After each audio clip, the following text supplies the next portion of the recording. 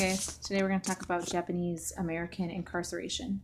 If you've already reviewed our vocab, you will know that it was most commonly referred to as Japanese American internment, but historians are now referring to it as incarceration because that more accurately depicts the jailing of Japanese Americans.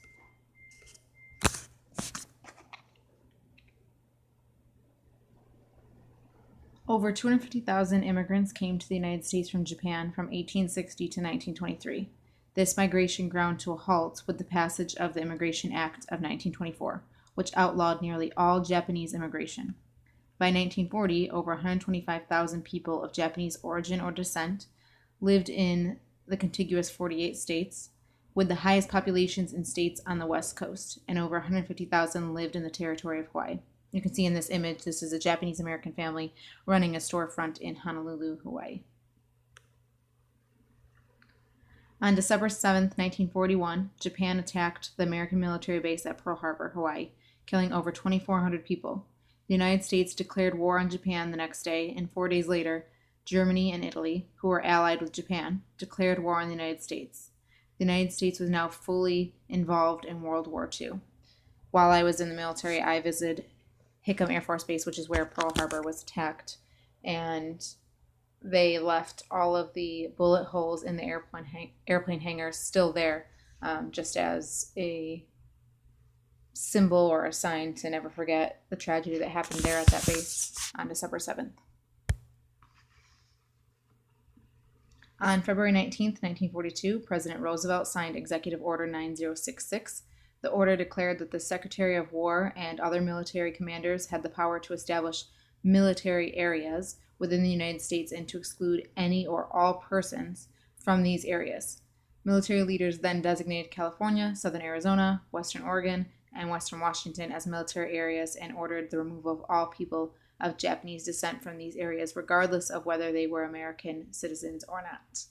So you can imagine American citizens, just like you and I, would be subjected to Executive Order 9066.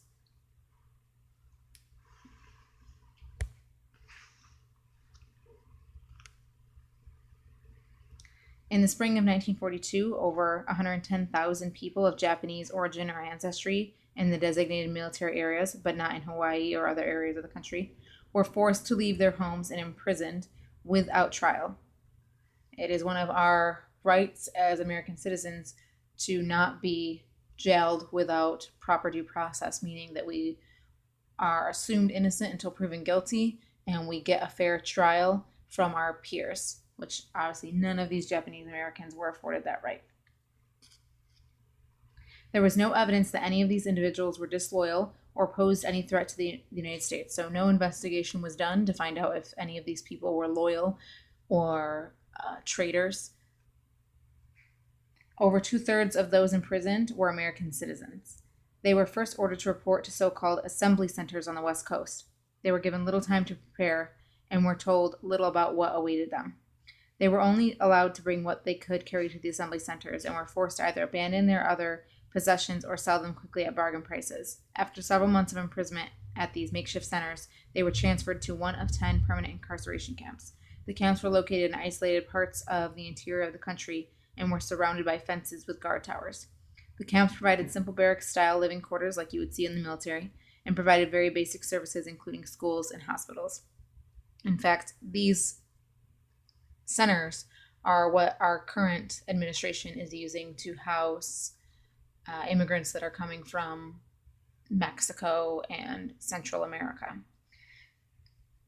Because they were rounding up people of even just Japanese origin or descent, even if they were American citizens, there were plenty of Japanese Americans who were born in America and their ancestors were just from Japan. And they very much identified as American more than they identified as Japanese culturally. And yet they still were rounded up into these camps without due process or trial. Other groups were imprisoned as well during this time. The federal government also, of course, incarcerated people of German and Italian descent, including American citizens, because, of course, those are the two countries that we were at war with, along with Japan. However, people from these groups were not incarcerated in mass based only on their race and ethnicity, as were people of Japanese descent. Rather, individuals from these groups were incarcerated if the government suspected them of disloyalty or believed they were a threat, even if it was not proven or baseless. Overall, over 11,000 people of German descent and 2,700 of Italian descent were imprisoned. Some government officials advocated a larger scale internment of these groups, similar to the Japanese, but the idea was never implemented. Both groups were much larger than the population of people of Japanese descent. Over 1.2 million people living in the United States had been born in Germany, and another 5 million had two parents born in Germany. Further, over 2.4 million people had immigrated to the United States from Italy between 1900 and 1920 alone. Unlike Japanese immigrants, immigrants from Germany and Italy could become naturalized citizens and were more socially integrated than Japanese Americans. Even based on total stereotypes, looking at a person and you can tell that they're of Asian descent, that was enough. Where if you look at a person who's German or Italian, you may not be able to say they're definitely German or they're definitely Italian. So the discrimination against Japanese Americans was far more widespread and far greater. Populations of German and Italian immigrants and their descendants were also more dispersed throughout the United States than those of Japanese descent, who were mostly concentrated on the West Coast. These groups also did not face the racism that people of Japanese origin or descent experienced, as I previously explained. Recognizing that incarceration, or jailing, without trial was potentially unlawful, the government began releasing some prisoners that it deemed loyal citizens in 1944, and then released all prisoners in January of 1945. So the investigation was done after they were already incarcerated. Those released often found their homes in disrepair or damaged by looters, and in some cases even found someone else occupying their homes and businesses. Many of the former prisoners were financially ruined by their incarceration and had to start over with nothing. In 1948, the federal government approved $38 million to settle claims of property lost by those who were incarcerated, a small fraction of the actual value. It was decades before the federal government formally acknowledged the injustice of incarceration. President Reagan, as you can see in this picture, signed the Civil Liberties Act of 1988, which apologized for incarceration and approved 20,000 reparation payments to individual victims. Reparations are just payments for suffering. So this brings us to our central historical question, or our compelling question for this unit while you guys are on your break, which is, why did the United States government incarcerate Japanese Americans during World War II? You guys are going to look at 12 different sources that are in your booklet that you would have gotten if you came Monday. If not, you can pick it up at the school.